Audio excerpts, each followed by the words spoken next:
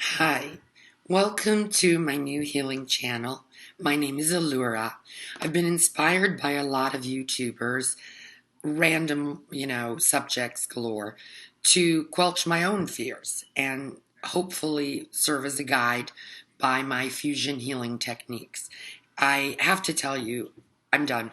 I am done apologizing for who I am, what I stand for, being creative, colorful, cultural, and inspirational. I no longer need to apologize, and it's about time, unfortunately, in my mid 40s, to stand firm and show people that spirituality and the way to healing, whether through my devices that I do dub as fusion, because I take Reiki and what I've learned as master shamanic Native American work, different cultural backgrounds, as a modem to help people, as well as real talk. For example, the actual basis for this particular episode is getting rid of one's fear. The reality is, all of us have innately some fear, whether it was inbred in us at an early age or something that we developed feeling rejection. I like to call it the child fear syndrome. It does stem typically from the past. Ask and read up on Freud if you must. But at some point, a very important word and phrase to tell yourself is, regardless of the pain and the fear, it's only as true as you make it. And whether or not it was started or there was a catalyst for this fear, there is at some point an expiration date on blame.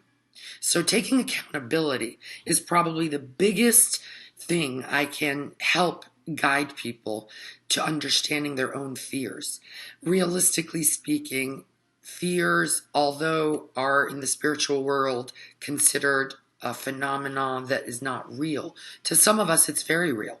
Finances, myself included, self-image, myself included, insecurities, myself included. I can name a lot of those things, and to us, they do feel real. The power of them being real depends on us, however. Since I do work with energy and study a lot of psychology, have a degree in communication, all of the tips I want to provide you, including accountability, is going to bring not only a spiritual realm to you, but a pragmatic one. I don't want you flying about, in air and space and thinking, things will resolve themselves by themselves. The reality is you are the master of your fate, and there is such a thing as fate. So if you learn the devices and the tools simply by starting off with acknowledging your fears and the childlike situations that may have bred or put the seed of fear inside of you. It is the beginning of a great journey. I am not going to tell you that all journeys are simple, nor do they happen overnight. However, because it is in your fate, I have seen clients of mine change their perspective overnight simply by choosing to do so. I'm not as easy to do, whether I have my own contradictions, addictions, and so forth.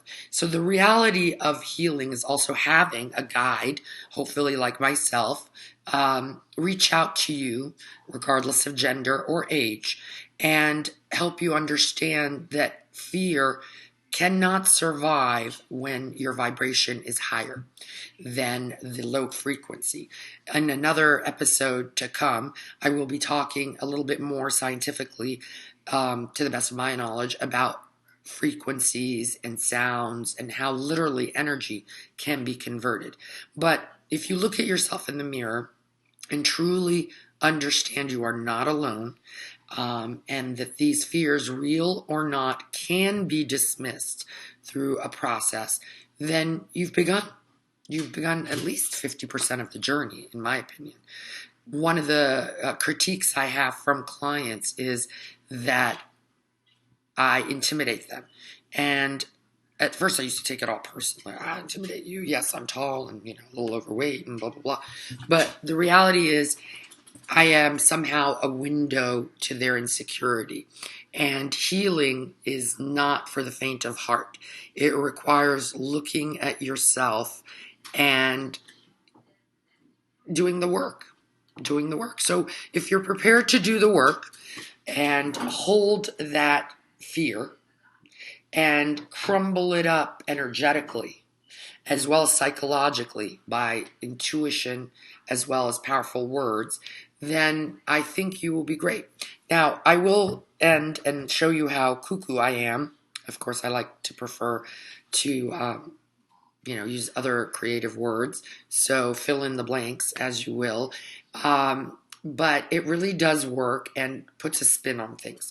Whenever I'm scared or, fraught about what someone might think about my delivery or being Allura, the intuitive, creative, healer, and mom, or even my weight, whatever it is that I'm afraid of, I literally walk into the bathroom or wherever a mirror is, and I don't have that many mirrors in my house. I'll go into that some other episode.